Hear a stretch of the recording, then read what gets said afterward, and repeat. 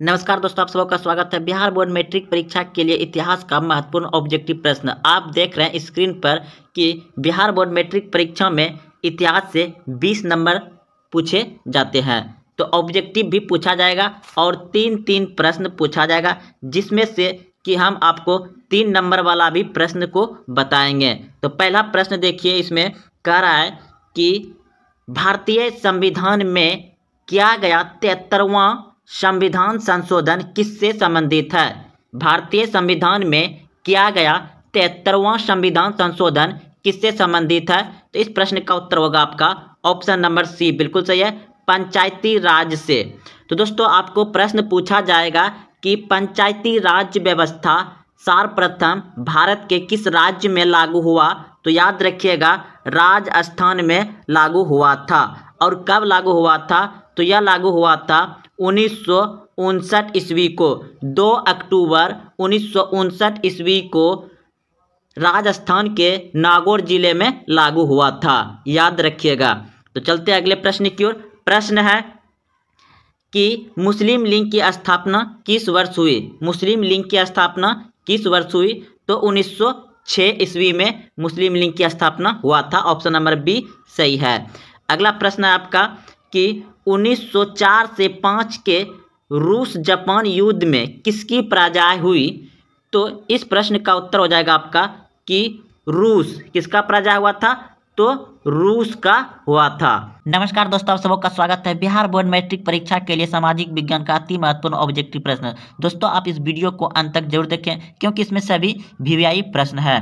तो पहला प्रश्न है, निम्नलिखित में कौन नवीकरणीय संसाधन है। निम्नलिखित में कौन नवीकरणीय संसाधन है? तो इस प्रश्न का उत्तर हो जाएगा आपका ऑप्शन नंबर सी, बिल्कुल सही है, जल नवीकरणीय संसाधन है। जो शुद्ध प्राकृतिक रूप से पाया जाए उसे नवीकरणीय संसाधन कहते हैं। कोयला भी हो सकता है, लेकिन जब जल ऑप्शन नहीं रहेगा तो आप कोयला टिक लगा सकते हैं। तो इस प्रश्न का उत्तर होगा अभी जल, क्योंकि जल शुद्ध रूप से प्राकृतिक रूप में पाया जाता है। अगला प्रश्न है कि तारापुर परमाणु विद्युत केंद्र है।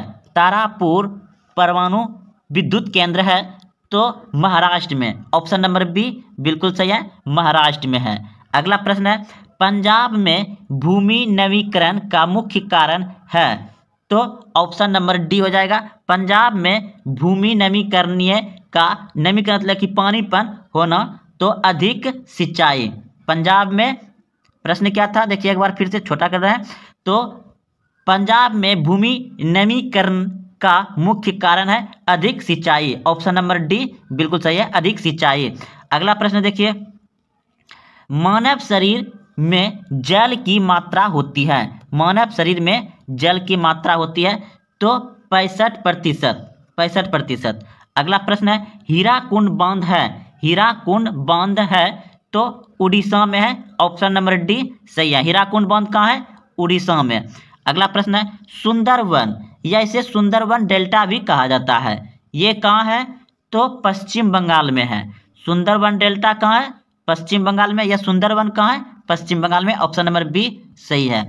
द्वितीय पृथ्वी सम्मेलन कहाँ हुआ था? द्वितीय पृथ्वी सम्मेलन कहाँ हुआ था? तो इस प्रश्न का उत्तर हो जाएगा आपका न्यूयॉर्क में हुआ था। ऑप्शन नंबर ए सही है। अगला प्रश्न है, किस राज्य में वनों का सबसे अधिक विस्तार है? किस राज्य में वनों का सबसे अधिक विस्तार है? तो इस प्रश्न का उत्तर हो जाएगा आपका मध्य प्रदेश। मध्य प्रदेश में वन अधिक है, जंगल झाड़ जिसे कहते हैं। अगला प्रश्न है, पर्यावरण संरक्षण हेतु पहला विश्व शिखर सम्मेलन कहाँ हुआ था? तो इस प्रश्न का उत्तर हो जाएगा आपका ऑप्शन नंबर ए बिल्कुल सही है, स्टॉकहोम में। अगला प्रश्न है, 1992 ईस्वी में पृथ्वी सम्मेलन कहाँ हुआ था? 1992 ईस्वी में पृथ्वी सम्मेलन कहाँ हुआ था? तो रियो डी जेनेरियो। प्रश्न है, धर्म की समुदाय का मुख्य आधार मानने वाला व्यक्ति को कहा जाता है। तो इस प्रश्न का उत्तर होगा आपका ऑप्शन नंबर बी बिल्कुल सही है, सांप्रदायिक कहा जाता है। अगला प्रश्न है, सांप्रदायिक राजनीति किस धारणा पर आधारित है? सांप्रदायिक राजनीति किस धारणा पर आधारित है? तो एक धर्म दूसरे धर्म में श्रेष्ठ है। एक धर्म में दूसरे धर्म श्रेष्ठ है, यही सांप्रदायिक राजनीति की धारणा पर आधारित है। अगला प्रश्न है आपका, भारत में मतदाता होने के न्यूनतम आयु क्या है? यानी भारत में वोट गिराने की उम्र क्या है? तो इस प्रश्न का उत्तर हो जाएगा आपका ऑप्शन नंबर सी, बिल्कुल सही है, 18 वर्ष। अगला प्रश्न है, निम्न में से कौन सी एक बात लोकतांत्रिक व्यवस्था के अनुरूप नहीं है? निम्न में से कौन सी एक बात लोकतांत्रिक व्यवस्थाओं के अनुरूप नहीं है? तो इस प्रश्न का उत्तर हो जाएगा आपका बहुसंख्यकों का शासन, ऑप्शन नंबर डी सही है। अगला प्रश्न है, संघ सरकार का उदाहरण है। संघ सरकार का उदाहरण है तो अमेरिका, संघ सरकार का उदाहरण है अमेरिका। अगला प्रश्न है, सत्ता में साझेदारी सही है क्योंकि? सत्ता में साझेदारी सही है क्योंकि ऑप्शन नंबर ए सही है, यह विविधता को अपने में समेट लेती है। अगला प्रश्न देखिए, सांप्रदायिक राजनीतिक आधारित है होती है। सांप्रदायिक राजनीतिक आधारित होती है तो ए धर्म पर, किस पे होती है? धर्म पर। अगला प्रश्न है, भारतीय संविधान के अनुच्छेद 19 में देश के सभी नागरिकों को कौन सा मूल अधिकार दिया गया है? भारतीय संविधान के अनुच्छेद 19 में देश के सभी नागरिकों को कौन सा मूल अधिकार दिया गया है? तो इस प्रश्न का उत्तर होगा आपका ऑप्शन नंबर ए, बिल्कुल सही है, स्वतंत्रता का अधिकार दिया गया है। स्वतंत्रता का अधिकार दिया गया है अनुच्छेद 19। अगला प्रश्न है, अंतर्राष्ट्रीय महिला दिवस किस तिथि को मनाया जाता है? अंतर्राष्ट्रीय महिला दिवस किस तिथि को मनाया जाता है? तो इस प्रश्न का उत्तर होगा आपका ऑप्शन नंबर बी, बिल्कुल सही है, 8 मार्च को। सत्ता में साझेदारी का अच्छा उदाहरण प्रस्तुत करने वाला राष्ट्र कौन सा है? सत्ता में साझेदारी का अच्छा उदाहरण प्रस्तुत करने वाले राष्ट्र कौन सा है? तो इस प्रश्न का उत्तर हो जाएगा आपका ऑप्शन नंबर सी, बिल्कुल सही है, बेल्जियम। प्रश्न है, भारत में योजना आयोग के अध्यक्ष कौन थे? भारत में योजना आयोग के अध्यक्ष कौन थे? तो इस प्रश्न का उत्तर हो जाएगा प्रधानमंत्री। भारत में योजना आयोग के अध्यक्ष कौन होते हैं? प्रधानमंत्री होते हैं। अगर पूछ दिया जाए कि वर्तमान में योजना आयोग का अध्यक्ष कौन है, तो नरेंद्र मोदी होगा। लेकिन योजना आयोग को हटा करके अब इसी जगह नीति आयोग लाया गया है। तो चलते हैं अगले प्रश्न की ओर। प्रश्न है, इनमें से कौन एक बीमारू राज्य नहीं है? तो बिहार बीमारू राज्य है, मध्य प्रदेश बीमारू राज्य है, उड़ीसा बीमारू राज्य है और कर्नाटक यह नहीं है। तो यहाँ पूछ रहा था नहीं, तो इसलिए ऑप्शन नंबर सी सही है। तो इनमें से कौन एक बीमारू राज्य नहीं है? तो कर्नाटक बीमारू राज्य नहीं है। अगला प्रश्न है, ऊर्जा के मुख्य स्रोत क्या है? ऊर्जा के मुख्य स्रोत क्या है? तो कोयला, पेट्रोलियम, विद्युत, इनमें सभी, ऑप्शन नंबर डी सही है, इनमें सभी हो जाएगा। अगला प्रश्न है, निम्नलिखित में कौन बीमारू राज्य है? तो निम्नलिखित में कौन बीमारू राज्य है?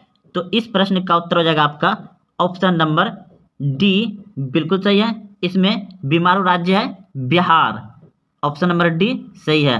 प्रश्न है कि योजना आयोग को भंग कर कौन सा आयोग बना?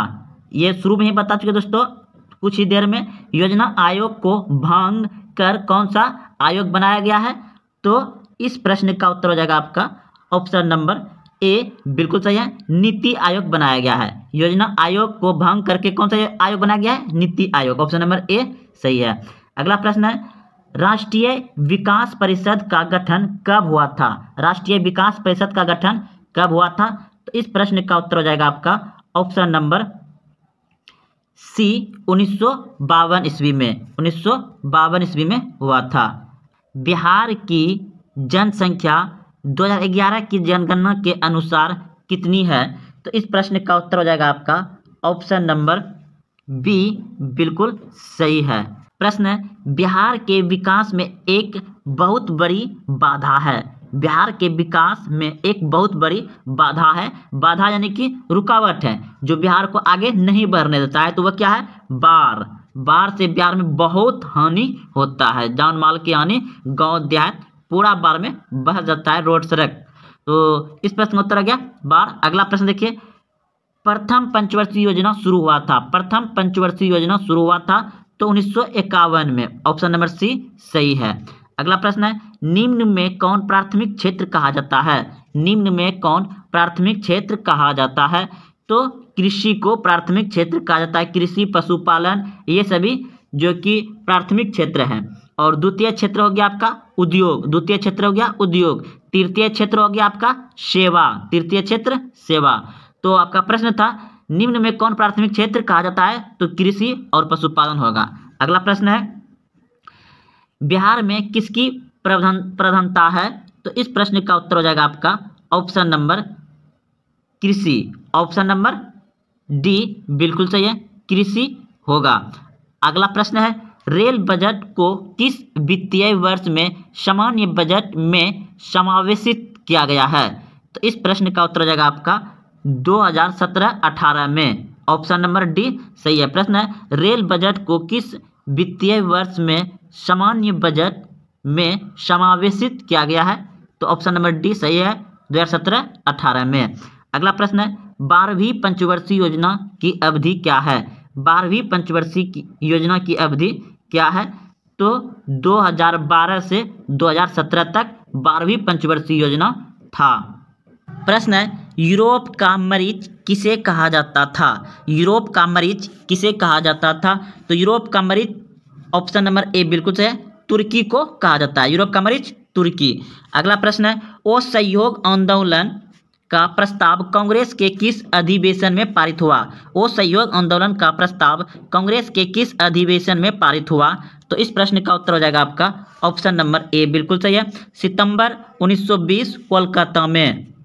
अगला प्रश्न है, निम्नलिखित व्यक्तियों में कौन लोकतंत्र में रंगभेद विरोध नहीं थे, तो इस प्रश्न का उत्तर हो जाएगा आपका ऑप्शन नंबर डी बिल्कुल सही है, जेड गुडी।